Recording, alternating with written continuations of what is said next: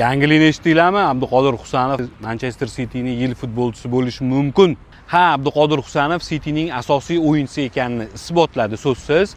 Pep Guardiolaga unga ishonch bildirgani uchun rahmat. Abduqodir ham malades, u ishonchni oqladi. Hammamiz xursandmiz.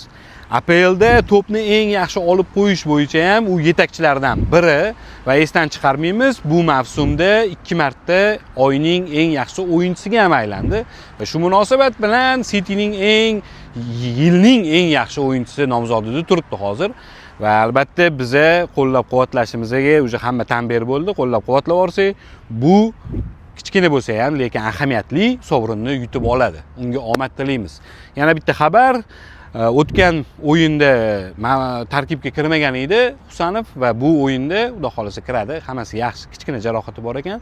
Shuning uchun bitta o'yin o'tkazib yubordi. Crystal Palace bilan bo'ladigan o'yin oldi mashg'ulotlarda qatnashgan. Pep Guardiola aytdi, ahvoliga qarab o'yinga uni tushiramiz. Demak, u jamoa uchun ham, murabbiy uchun ham kerak va yaxshi o'yin ko'rsatsin, tezroq o'ynab, sovrinni olib terma jamoamizga qaytsin, bizga yordami kerak. Davay.